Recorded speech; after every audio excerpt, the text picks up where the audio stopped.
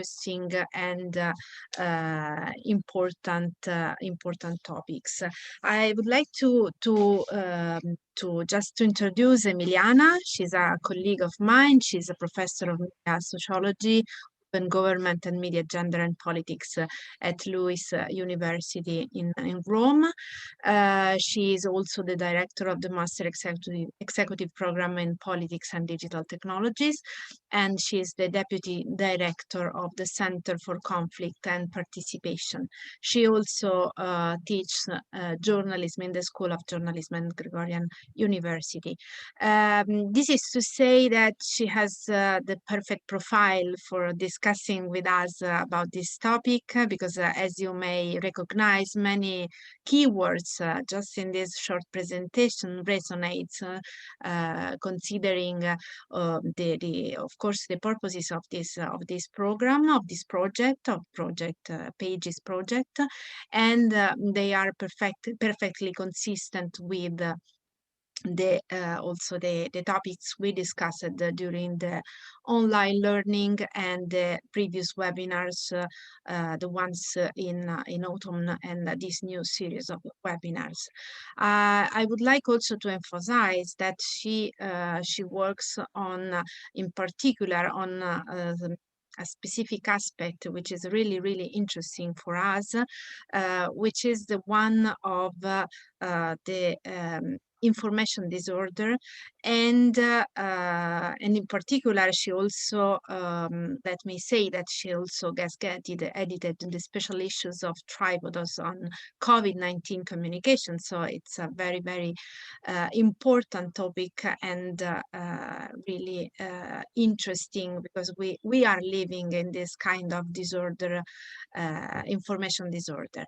Another point I would like to emphasize is that she worked on a specific aspect that I found really, really interesting, which is the European approach to social platforms accountability in the post-truth era.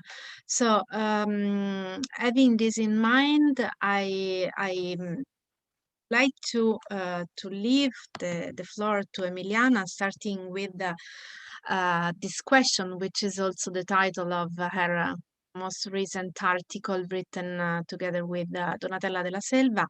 The question is, who is responsible for disinformation? So, Emiliana, can you help us in answering this question? I really hope so. Romana, thank you so much for the invitation. Thank you so much, Eugenia. It's a pleasure to meet you, even online. So obviously, I'm going to share my slide, my screen, if it's fine for you. I prepare, yes, a big count of slides, just because I always want to talk about everything. I mean, because everything is interconnected.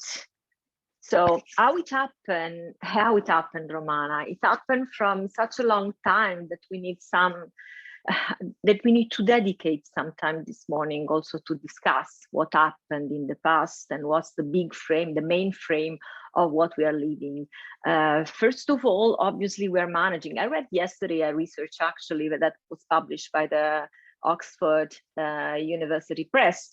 And in this research was pretty much clear that the 38% of the world population is against the vaccination. So this is obviously a data to be considered when we speak about the information disorder, but we need also to understand where did it come from. So where did it come from? Because apparently from what Anthony Fauci says, but also from the opinion of the European expert, we need at least the 75% of the worldwide population to be vaccinated. So if we don't have the trust of the people, actually, we are not even able to contrast the pandemic. So how did it happen? It happened because, okay, thank you so much for the invitation. What we're going to talk today, we're going to talk how did it happen, all these. Firstly, the dimension of the depoliticization and what happened to the post-public sphere, what is the fragmentation of the public sphere in the fragmented society.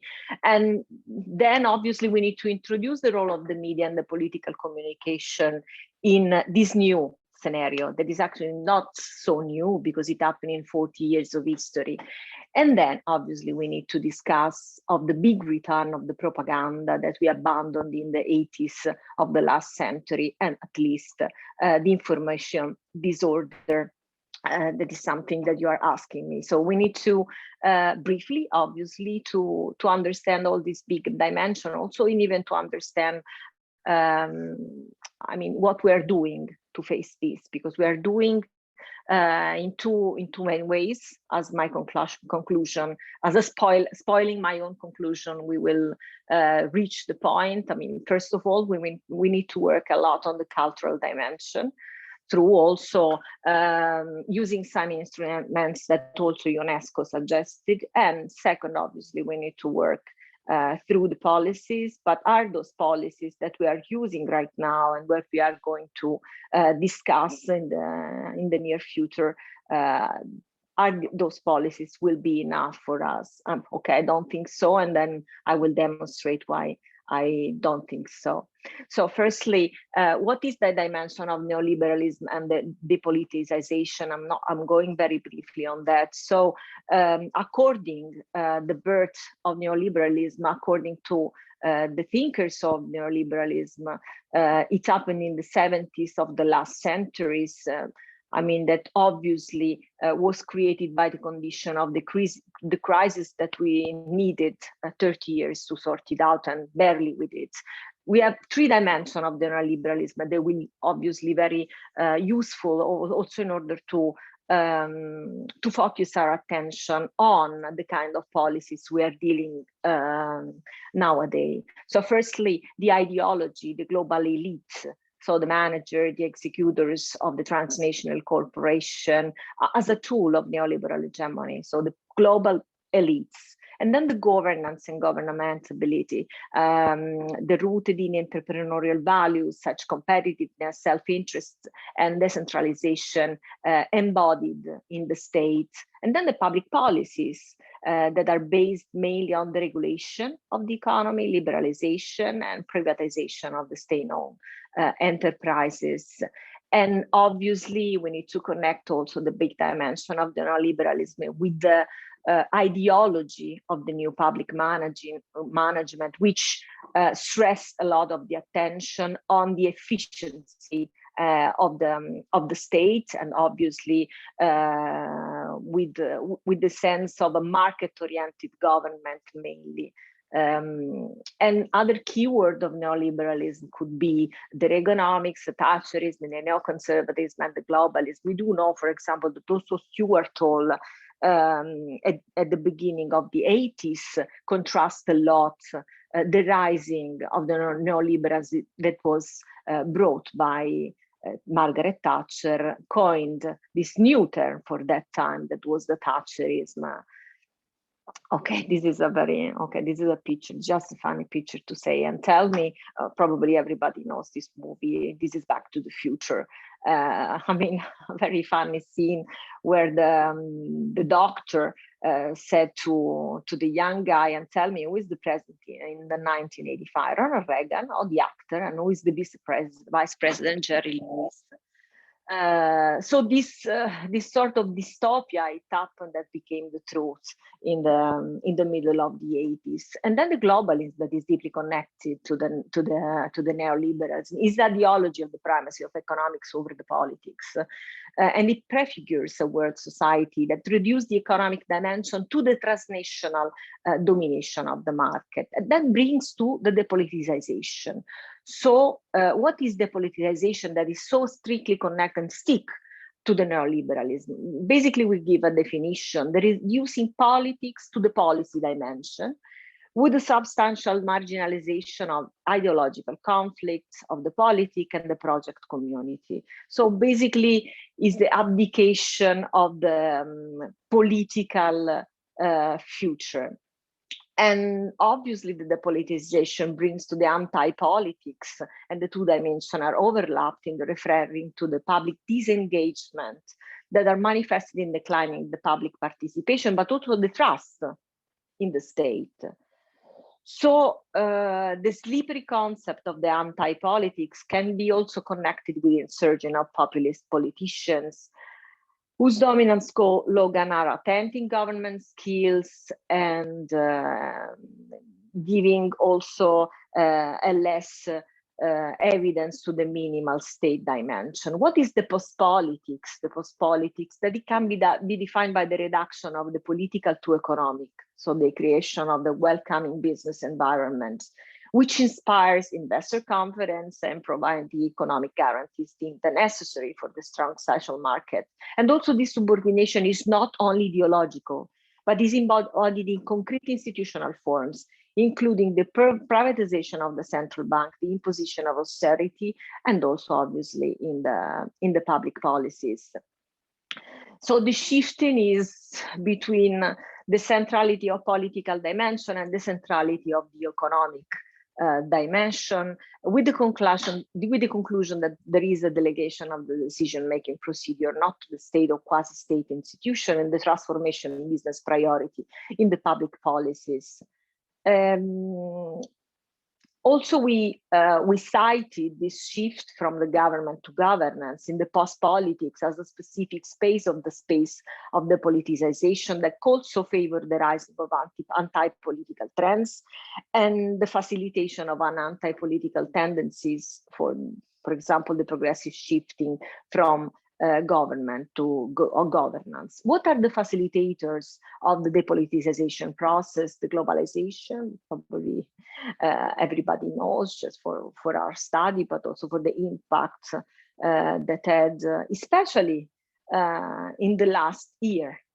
So the globalization came from very far beyond, but in the last year we had the perception on our own life about that. And then the neoliberal approaches and the cleavage of the balance between the state and the market, the cultural perspective of the new public managing that can be defined also in the storytelling of the efficiency of the governance, usually interpreted as a simple collection of the public policies and not only on the idea of the future, as we were saying. So the new keywords we are dealing with are meritocracy, new with privatization, efficiency, short-termness, and identity. That's why probably it's so difficult to rebuild an image of the future in those hard days. So are the meritocracy a new word? No, obviously it's not a new word, but comes from a very far away and was a word that actually had the bad meaning.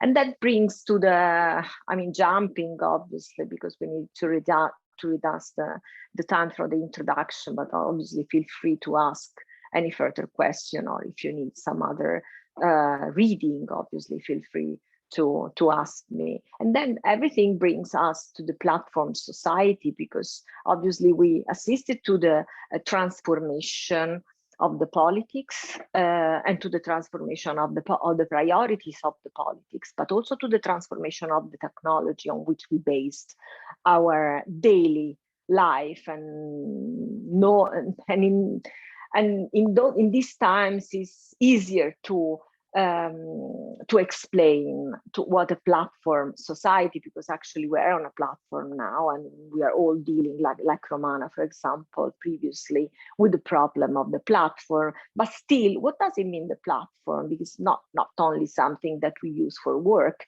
obviously, is a concept that also exists also before, especially used in the ideological plan of the politics, but we could say that have now many different meanings. For example, the highly complex website that offer a plurality of services, from the individual to group relationship up to commercial services, like, for example, Facebook, Google, and also the food delivery services, and in general, all this can be placed in the area of digital capitalism, but also the global portal for e-commerce like Amazon and Alibaba. And still we know that was the platform was the word most used in the European documents in the decade 2010 and 2009, and now is substituted by the word artificial intelligence connected to the governance. So pretty much we are in the development of the same environment. And then another definition is the online website managed by the public administration and then citizen involved, like for example the delivery platform of the e-government, and then is a specialized online website for discussion, organization, and decision-making process, and the activation of democratic platforms, practices like Platform for Democracy, participatory platform, the online citizenship, the political party platforms. But we do know from the definition of Joseph van Dijk and Poel and Martin de Waal that platforms do not reflect the social. So for the first time in history, actually, something that we'll deal with is not the crystallization of some of the social practices, but they produce a social structure in which we live. So they're not a mediation of the social structure.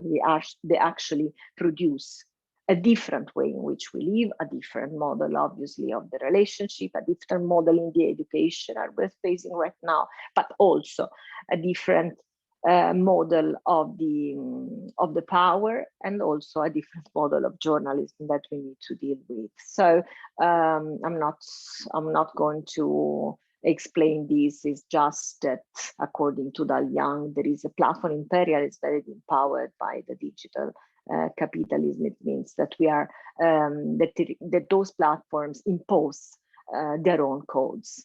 So also to the language of the journalist. Those are the main platform, the Baidu, like Baidu, Alibaba, Tencent, and Xiaomi.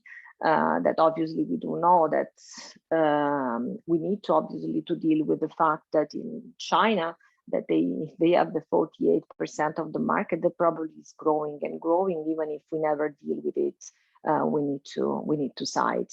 We also need to obviously to stress our attention that the 10 enterprises, the 10 digital enterprises are the biggest enterprises of the capitalism. So in general, not only on the digital capitalism, and the GAFAM that are obviously Google, Amazon, Microsoft, and Apple detain the 85% of the market.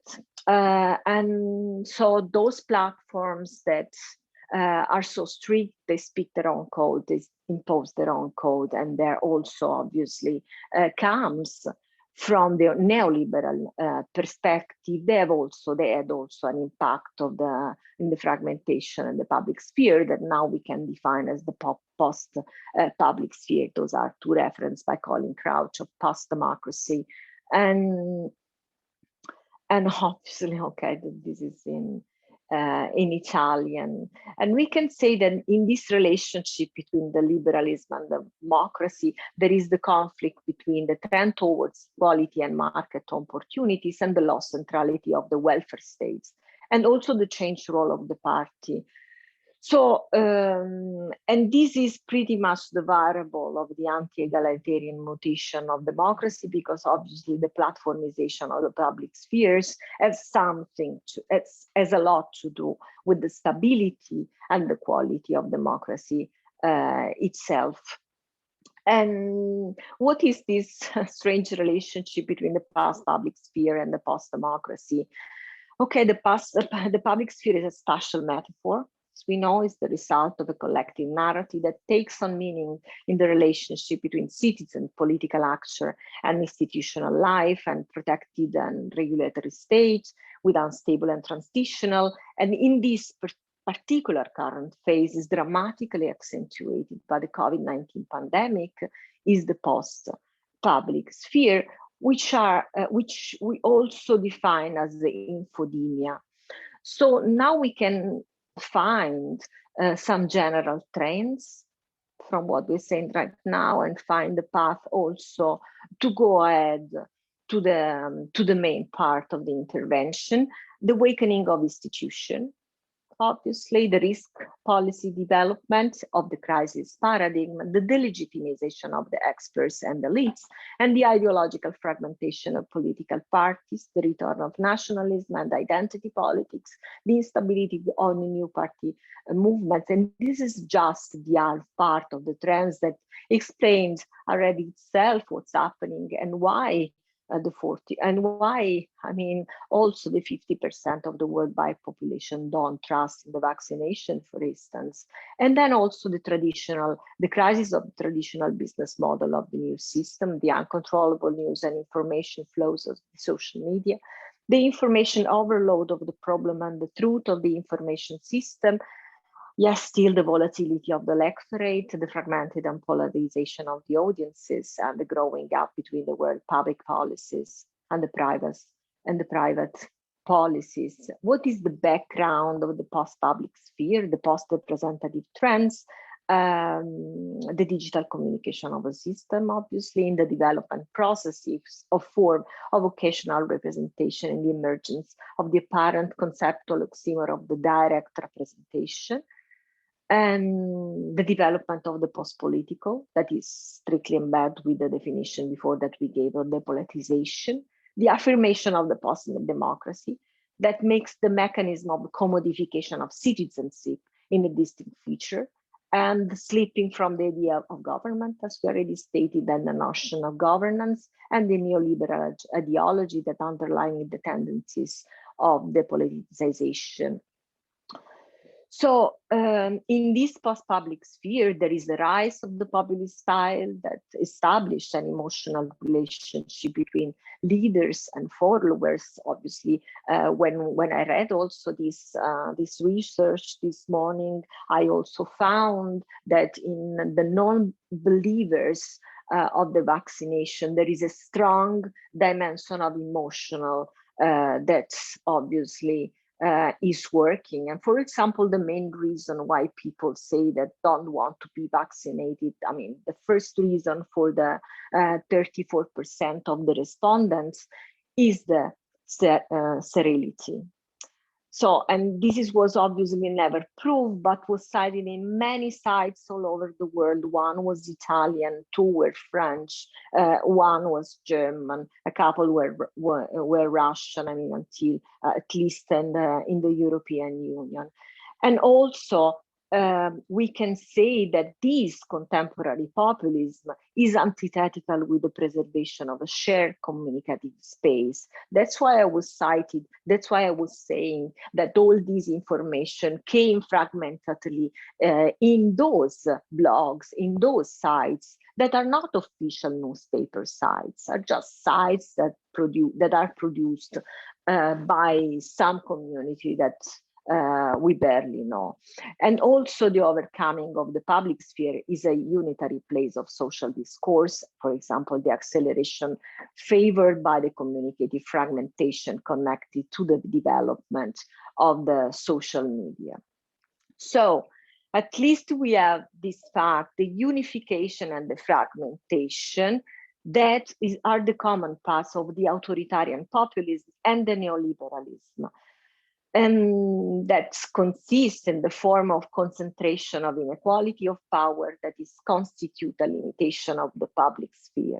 So both authoritarian populism and neoliberalism tend to the one end to the unification of the public. So from one side, there is a sort of fragmentation of public sphere that are unified by the authoritarian populism. So the post-public sphere highlights the crisis of the unitary bourgeois public sphere, but at the same time does not evoke the word of a plurality of coherent and interconnected public spheres, albeit in a dialectical relationship. So the result of the end of unity is the fragmentation of experiences that are accentuated by the processes of the social platformization.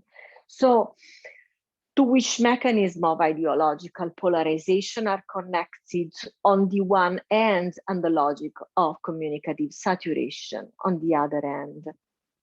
So in this frame, there is the legitimacy of the pensée unique. So the platformized post-public sphere adopts the discursive modality of neoliberalism It is based on the economic, political, and cultural power asymmetries that tend to fragment the public sphere, making in a space for legitimize defense a unique rather than a symbolic space for a discussion. So we have also further elements for reflection, the centrality of platform that increase the pandemic syndemic era.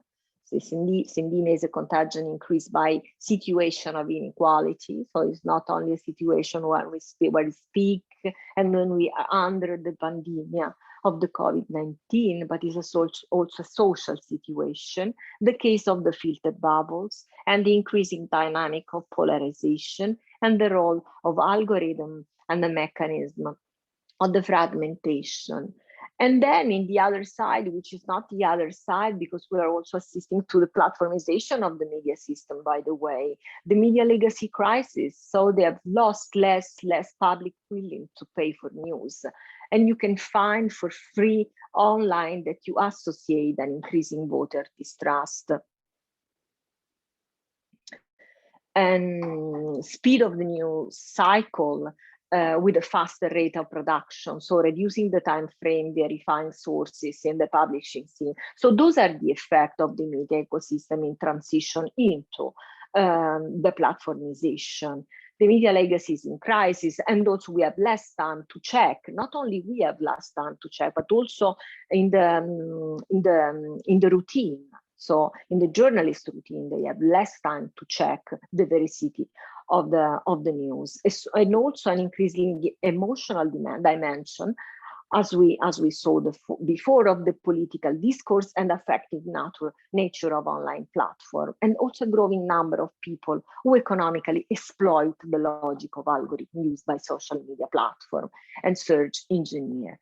So at least we are in the period of this intermediation, which was the wildest dream of all the political actors of the past, but also of the citizen, but also of the audiences, but also of the citizen and of the electoral body of the past, because it represents a big possibility to talk with the institution and also with the political leader. But this is just an ideology still, because this intermediation means also intermediation through the platforms. And so it doesn't mean that we really have an impact on the political discourse.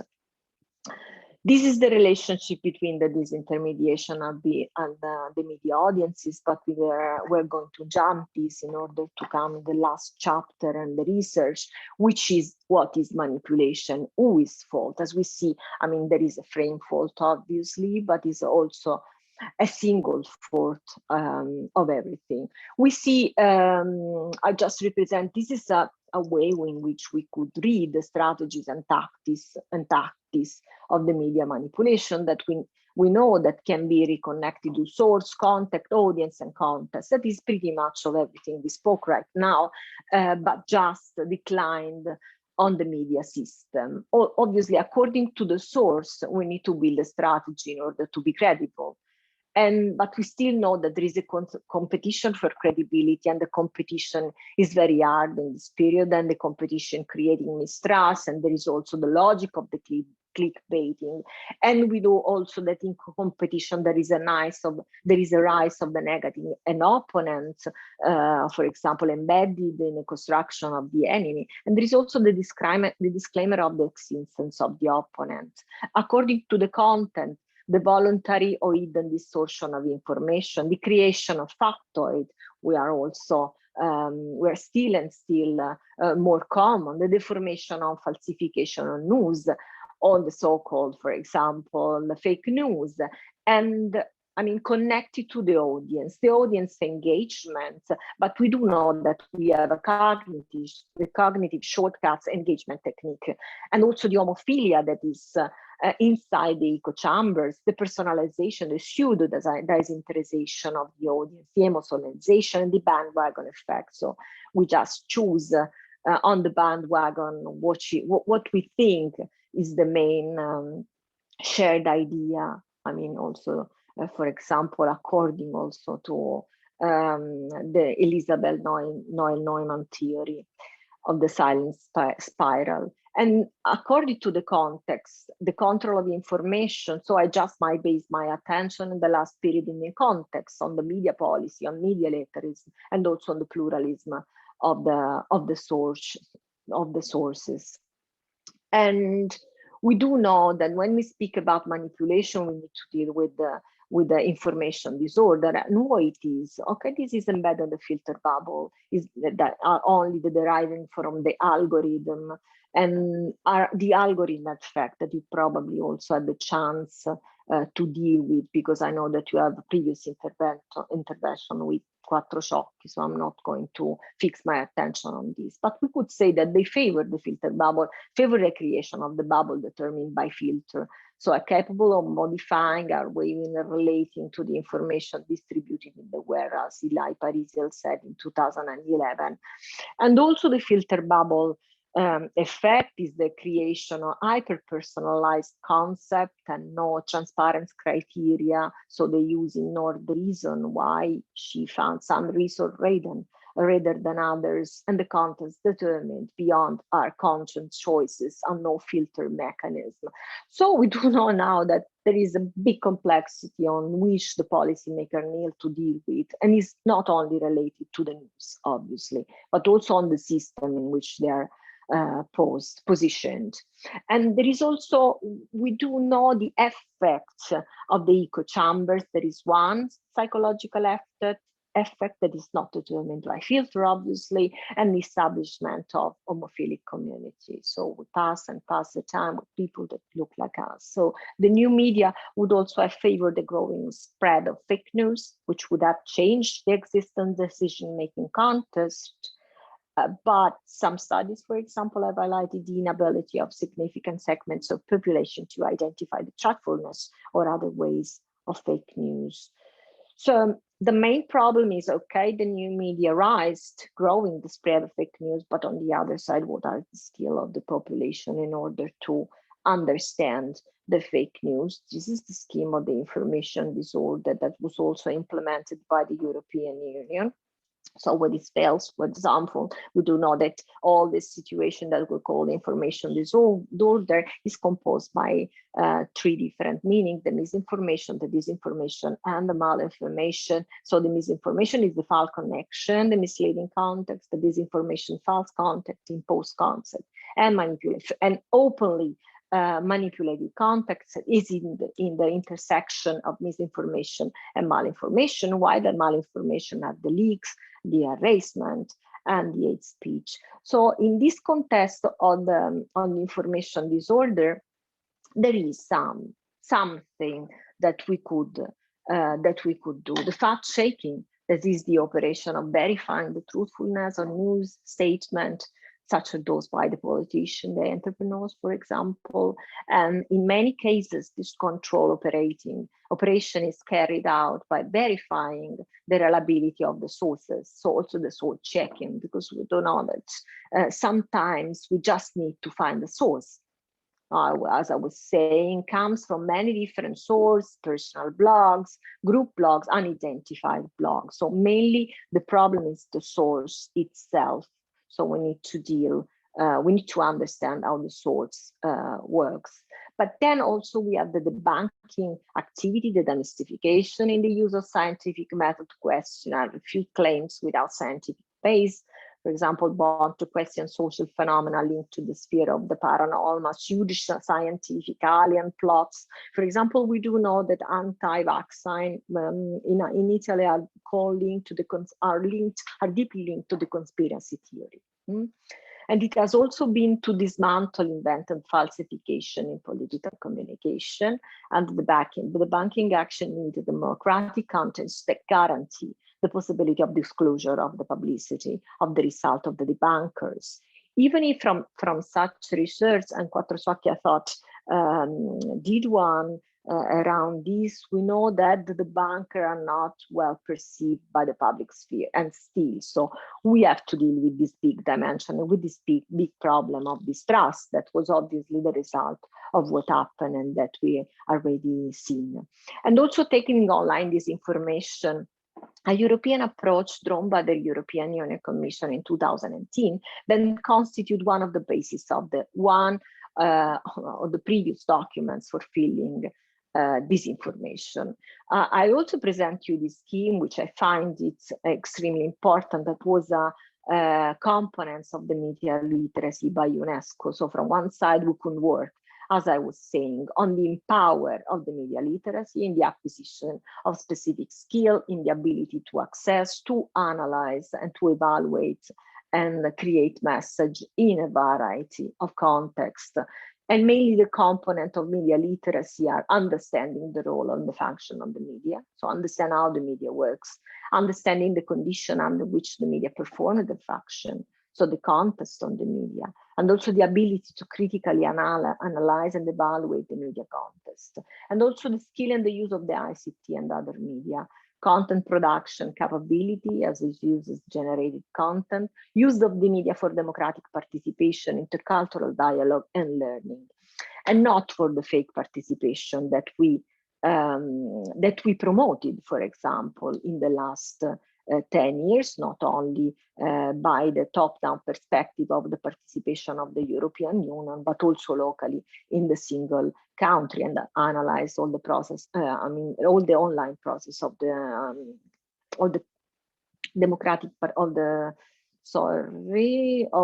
participatory democracy in Europe, understanding that actually there was a lack in the participation. That was the feedback of the institution.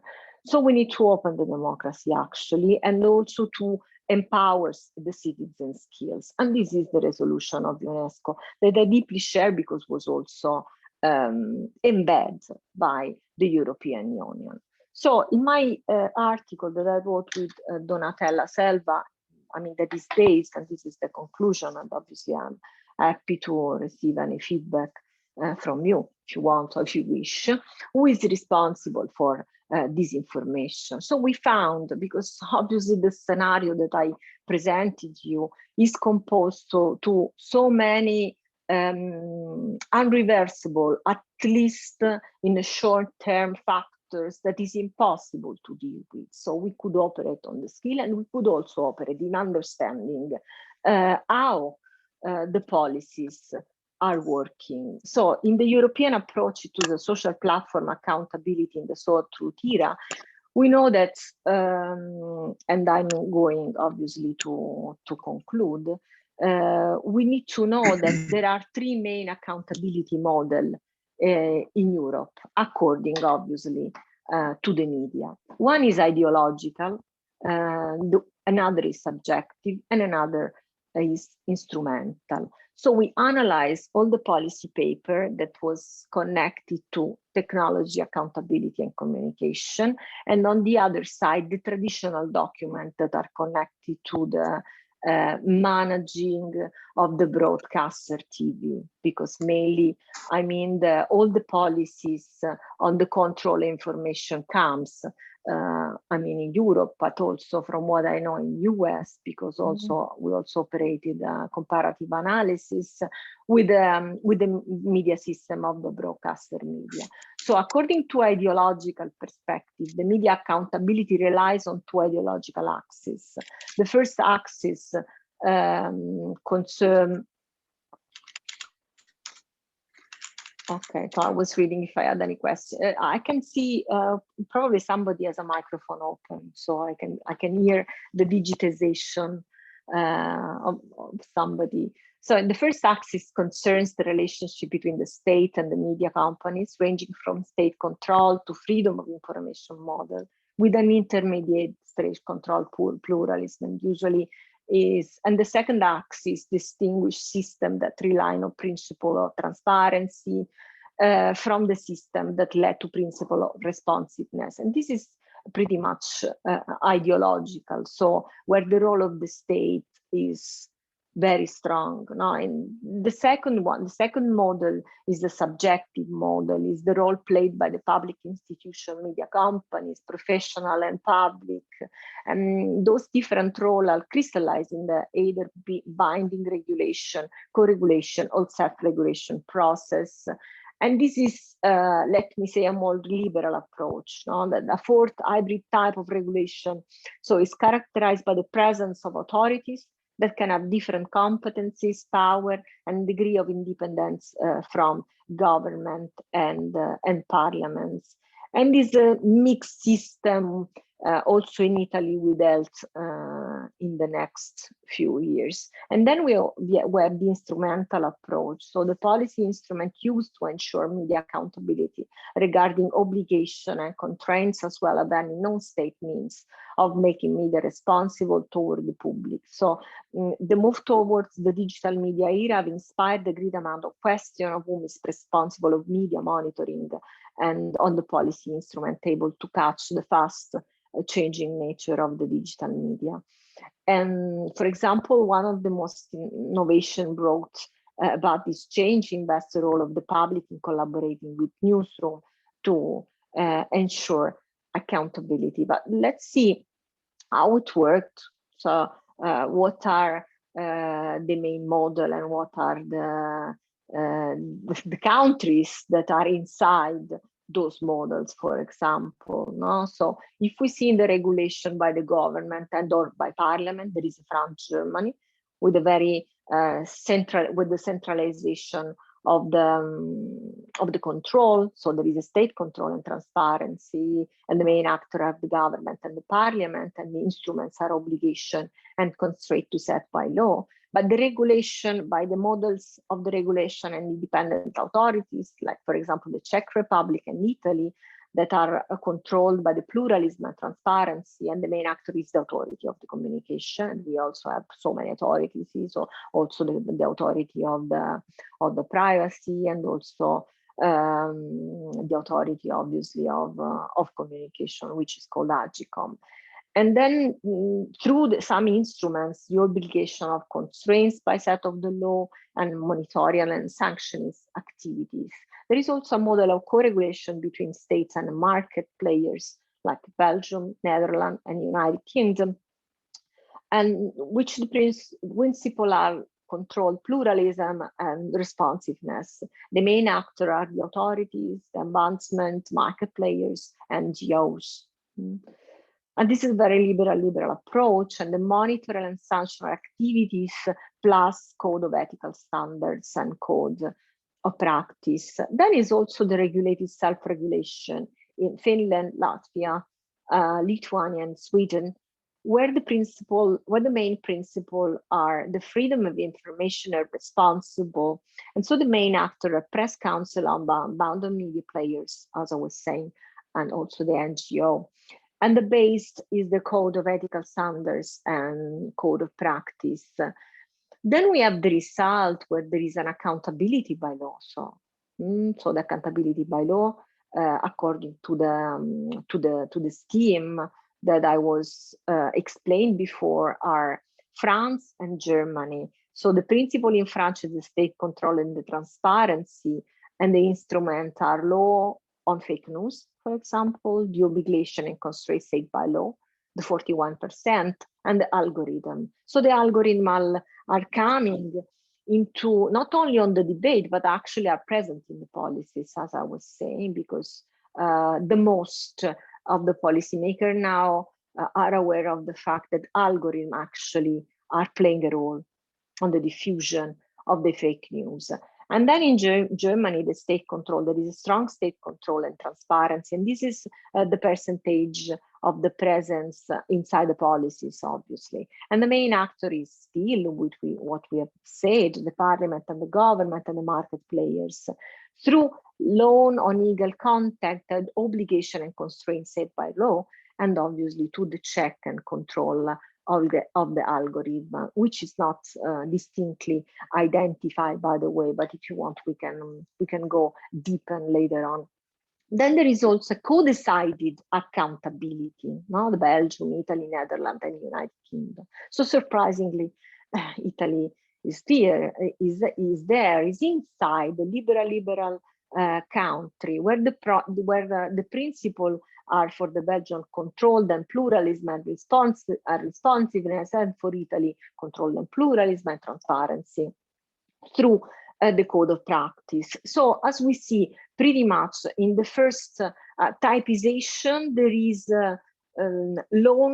there is a specific law on fake news and on illegal content. Why in those countries there are code of practice? So there are not sanctioned by law, but you need to refer to previous law, for example. So are not exactly resolved by the law. And this is those are self-regulation countries: Finland, Latvia, Lithuania, Sweden, and Czech Republic. There are no regulation on platform. A lot of work on the media education, as you can see, especially in Finland and in Latvia and in Sweden. Then there is I mean the utility in the code of practice, but less that in the central countries. So what we can say by concluding, by the policy making perspective, the weakening of the state control in favor of freedom of information. So we work more on in favor of freedom of information, which is obviously good in the sense of the democratic perspective, but at the same time we're facing the enhancement of transparency of social platforms activity related to politics as a guiding principle to ensure public monitoring. So social platforms are subjected to scarce or point responsibility regarding disinformation, but public authorities are demanding to be aware of what is going inside the platform. And this is what happened to Facebook, mainly that now have a court to decide its own behavior. So at the same time, we can say that transparency is what ensures that state is not applying censorship in the interest of citizens. And in this light, we could also read the fact, the exclusion, for example, of Donald Trump in the Facebook's platform, on Twitter platform, sorry, which is obviously the owner is still Facebook. And the last consideration for the conclusion is that standardization of a multi-stakeholder model of co-regulation, future by increasing involvement of social platforms operated and non-governmental organizations in monitoring and removal of harmful contents, and in defining codes of practice and technological instruments to address disinformation. So it's what we have done in Europe. It's evident not enough, but one of the main problems is that it doesn't exist a single perspective, a single view in order to fight against disinformation. So thank you so much for the attention. I hope I didn't bore you, obviously, but I'm still here to listen your feedback.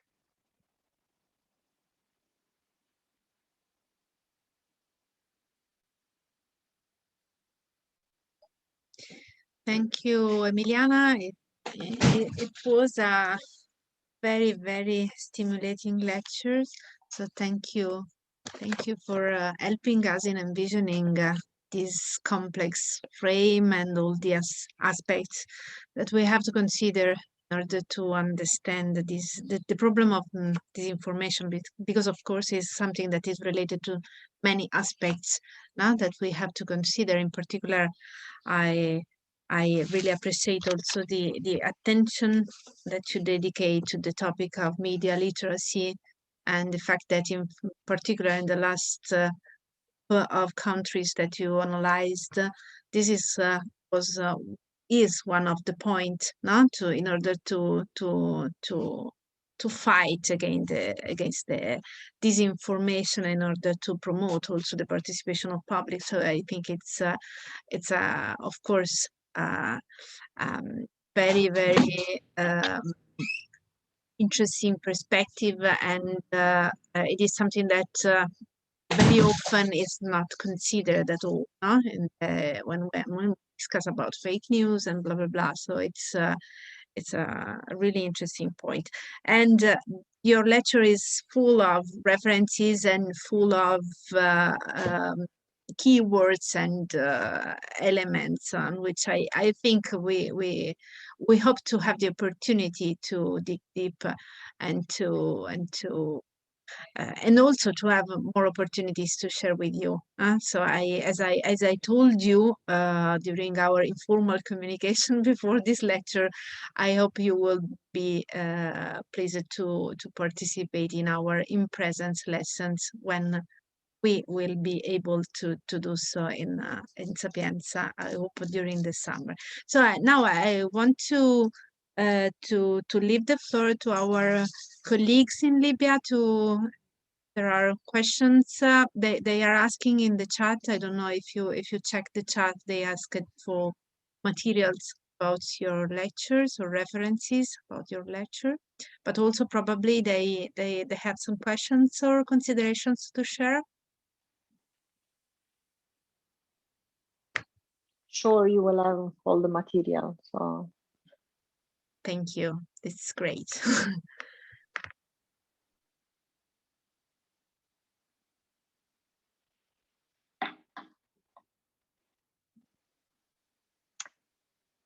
yes, I really think that we should work more on media literacy, actually, than on policies against the fake news. I mean, because the situation is so complex that is pretty much impossible to forbid fake news, but the information disorder, because it's also a matter of how it's working. So, for example, in my last, so I just give the time if somebody wants to ask question. I'm doing another research which is more content-based. And what we discovered that also very serious and trustful newspapers that have a long history, for example, like for example in Italy, would say Corriere della Sera, no, that they have a long history. Unfortunately, they adopt online a sort of same strategy in order to attract, no? And so what happened, because what we are mainly analyzing is the debate of the online version of the journal, so all the comments. And the comments are all on the same lines. So in the comments, there is a lot of disinformation.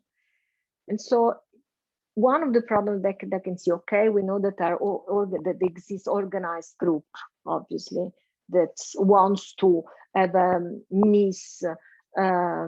reading of what is happening, but at the same time, people are not able completely to contrast this misreading.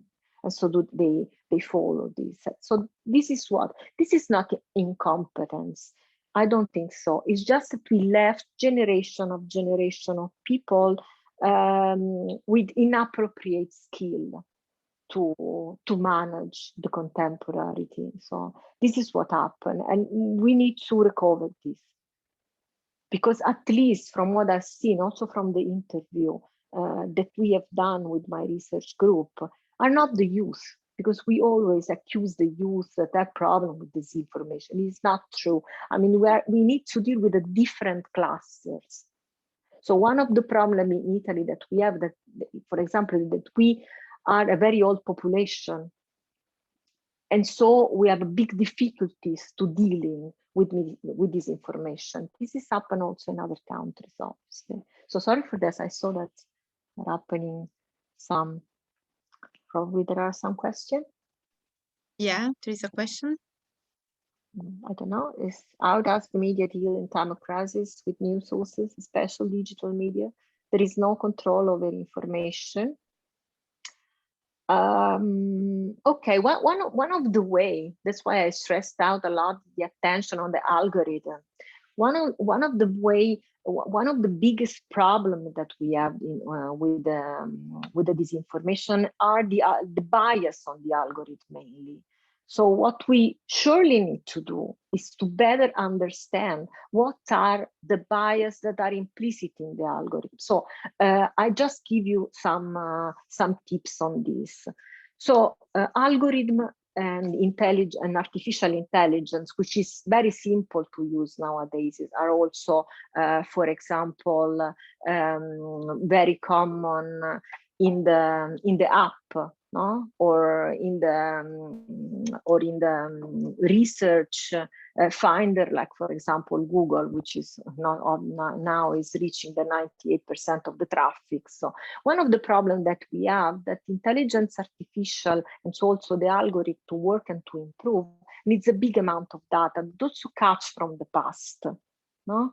So they are biased in the sense that probably in the past, we never dealt before with these kind of things, with this information, with Novax things. We're doing in the last 2 years.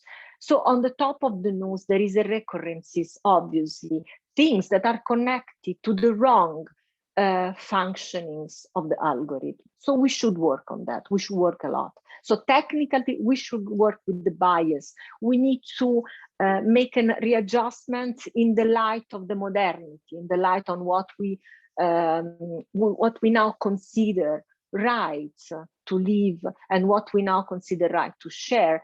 And so in this respect, I think that in working on this, we are not doing that much on this, unfortunately, because European Union, yes, is talking a lot, but we don't have the capability to do this. Because unfortunately, we shared for so many time, we divided the question into technicians and sociological, philosophical, and psychological perspective, but we should make a reflection all together in order to deal with wrongness sanctions on the algorithm. So this we should technically do, but not by law. We should do, obviously. This is something we need to reduce technically, working with people that know what does it mean to stay in modernity. So what is right and what is wrong, because obviously no vaccination is nothing, is not connected with freedom of expression. It's something totally different, obviously.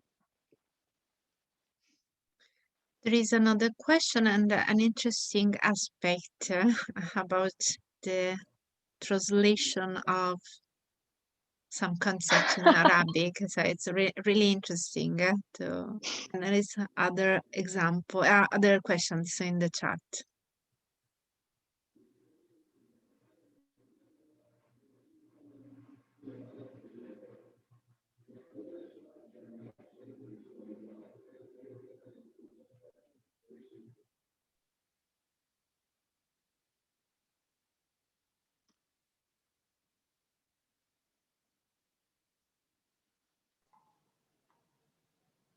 Yes, you're right. The main question remains, what path should we follow? What example could we accept more? But this is our challenge. I mean, this is the challenge that we need to face with. So I just gave a proposal, but this is the challenge that we should to accept. Because, I mean, the problem that we're facing, okay, the platforms are not the bad, they're not the evil. The platforms are instruments, but we need to know how they work. For example, by the algorithm perspective, we need to know, for example, their business model in order to understand. I mean, the more there is a diffusion of this knowledge, and the more it's easy, obviously. I mean, if all the population will be aware with the fact that, I mean, the journal produced the clickbaiting, wants the clickbaiting effect, because their business model are not more the payment for the news, but something that we reach through the advertising online. Okay, at least we know it's easier to deal with it. But I mean, and for us, it's easy, but we need to empower people, because I'm sure that people could help us also in sort out from this. It is very interesting that in Arabic, I mean, the 3 words are interconnected. It says a lot of the language, but also on the culture. Thank you for sharing.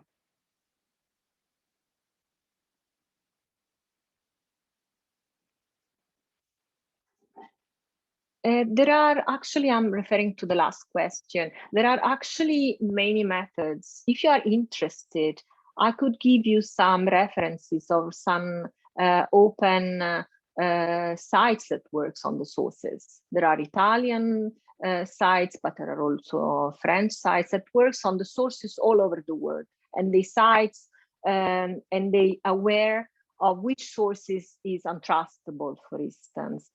There usually are cooperative sites, and they could be very useful.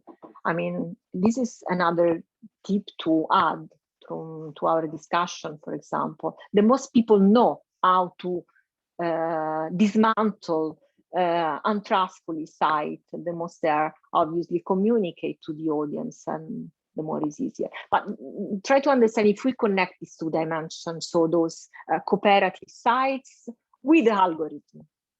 So when I search online something like, is this source trustable, for instance, and if we work on the algorithm, that could be the first site to go out from our search. Yeah, it's a big, I mean, this is a big problem that we have in the Mediterranean. We don't know Arabic, which is a big loss for all of us, unfortunately. Thank you today. I'm very glad to listen to your lecture. And I asked 2 questions. You answered me. Many thanks for that. You're welcome. But okay, I will explain for many challenges now to on the time crisis, to facing of the media that we know. How to get a solution for that? I don't know. You understand? No, I couldn't hear properly. It's not that I don't understand. I couldn't hear the statement. No, I sent my question about challenges for the okay, media. okay. Yeah. Okay. But I need to how to censorship, how to control about the news, because because I've good lecture today between propaganda, political and media, that's the same field, and now many countries in the world, I think there is no law to control about, especially for the new media. There is not. You know what you mean? Yes, I know, because the platforms are actually stronger than the government. And a lot of government now, in your lecture, you say about Sweden, I think 100% to the freedom of the information, you know?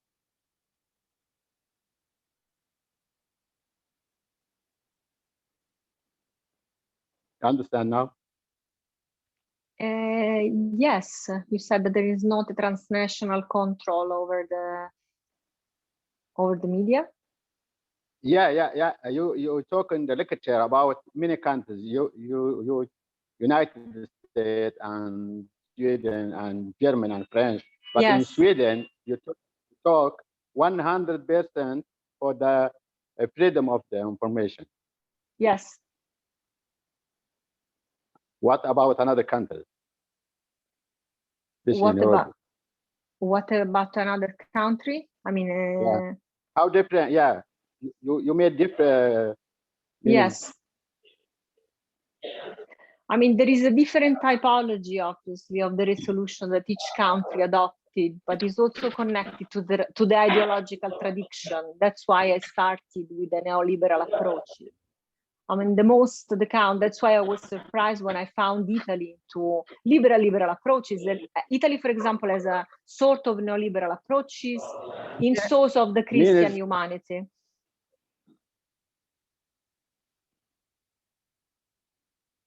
Okay, but in Sweden, you talk about Sweden. 100%. I talk about, okay. Mm-hmm. You know. Okay, but how you can any agency of media in Sweden publish any news about politics free? There's the freedom there. No control here, I think.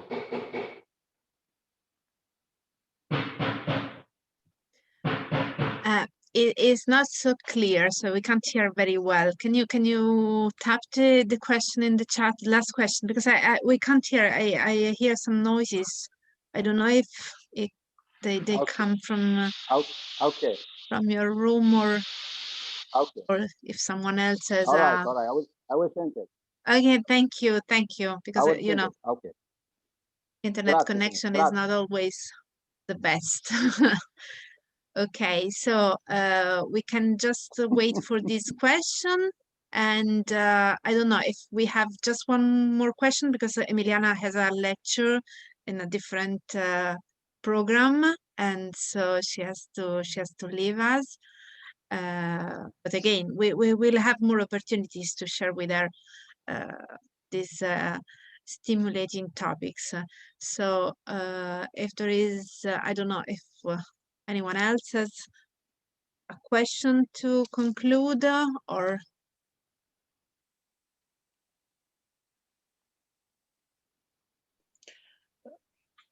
Hello? hello? Yes. Can I ask a I question, will please? send email to Emilena. Okay. I will send email to Emilena. Okay. Okay. Okay, perfect. Okay, so we can listen for the last question, Milud. Right. Okay. Could what happened in the States with Donald Trump when he tried to air his speeches on platforms such as, YouTube and other platforms, do you think this could happen in Italy if, a president like Trump, takes, becomes a president of Italy? Could this happen in Italy in the future? What is your comment? My comment that in Italy could happen everything, actually, from what I know, but we have a completely different system, in the sense that no one in Italy could be as powerful as Donald Trump. And so even if would ever happen, obviously would not have the same impact on what Donald Trump had for US and actually all over the world. And it, I mean, couldn't happen. I mean, not in the short term, but I'm not sure in the future, because I'm always very surprised of what's happening all around. It couldn't happen just because of the debate inside the political parties. So even if we don't trust in this, we actually still have political parties in Italy.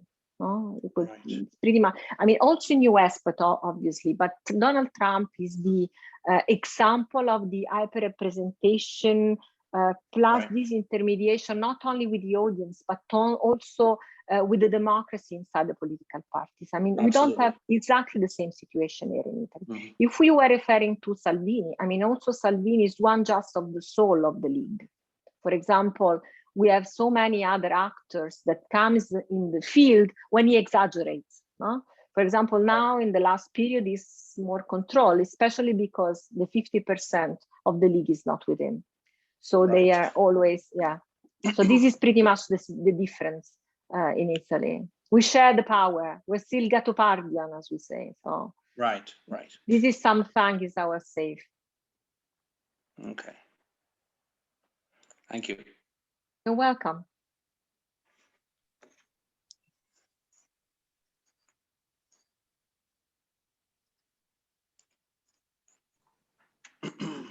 Okay. Now can you hear me? Yes. Okay. So I think you have to leave our meeting to prepare your next one. And but again, thank you very much for this presentation. And if you share with me the slides or materials or references or whatever, I of course will share with our colleagues in Libya in order to gain to go in depth with this kind of reflections, also to connect many aspects of your speech that can be consistent, that can have that are in line with other concepts we discussed during our previous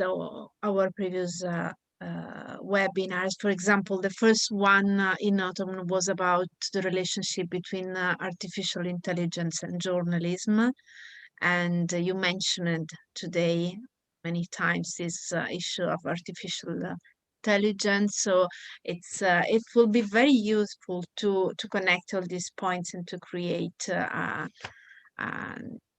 perspective, a complex perspective that can be also collected in a book, as we promised to our colleagues. So Thank you again, and thank you our colleagues to be with us today, and we will meet next Monday for the next seminar, and hope to see you as soon as possible in presence. This is our to have this opportunity to share. Is in Rome. We are waiting for you in Rome at Sapienza. Okay. Grazie. Grazie, and thank you, and Unimed, So, Eugenio. Thank you very much, and Thank you, Amen. I'm Arrivederci. very glad and happy to have had the opportunity to assist to this webinar, even if it's not foreseen. But it's something that there are some topics in which Thank you, Emilia. I'm quite interested. Thank you, Emilina. And I want to thank you all the participants, of course. No, thanks to for the. Okay. Yeah, she listened to you. She listened to everybody. And so I will be very fast, and I want to thank you, of course, both of you. So Emiliana De Blasio for the presentation of the lecture. It was very interesting, and of course Professor Andò for having been with us and moderate the session. So for our point of view, I think that we are the webinar is finished, and so I think that we will. I hope I will have the opportunity to see you again during this webinar, Pages webinar. Thank you very much. Thank you again, and remember no break for coffee or no? Sorry. Break for coffee or no? No, we don't have any other webinars. This is concluded. But if you want coffee, I need coffee too. So I think this is the time. Yeah. When we will be in Rome, we will have more coffees all together in order to share ideas after the presentations. No, I have it. Okay, so you're fine. Okay, so what is important to remember is that all these webinars are recorded, as you know, and then they will be available on the YouTube channels of the project. So if you want to listen again and to focus on some aspect of the webinar that you lose, you may do, of course. So thank you again, Emiliana. I will leave you to go because I am very worried about your lesson. So thank you. Thank you all. Thank you so much, Eugenio. Thank you so much, Romana. Bye. Have a nice day. Well, it was nice. Thank you, Emiliana. Ciao, buona giornata. Ciao, buona giornata. Ciao. Ciao, ciao. We spent more good time with you. Thank you. It's the same for us, for me and for us. Okay, thanks. Ciao. Okay, go to take coffee. Yes, I need it. Ciao. And good time today. Ciao. Ciao. What about the weather there now? Ah, it's wonderful. In Rome, you mean? It's wonderful. Spring. Okay. And Okay, what about Libya? the same, I think. I will be raining, maybe. Okay, so No spring. sunshine. No sunshine today. Okay, spring is starting, so we have to enjoy the sun. Yeah. The flowers and what is. We will hope soon. I don't know which is the situation in Libya, but for the moment here in Italy, we are half lockdown, semi-lockdown. So yeah, we are half in lockdown, so Yeah. we can't go out to have just to have a short walk and This to crisis. do. We will go about. We have crisis for political, but now will be good. I think will be good. Yeah. Okay. Thank you very much again. Again, see you soon. Bye. Bye. Grazie. Arrivederci. Ciao, arrivederci.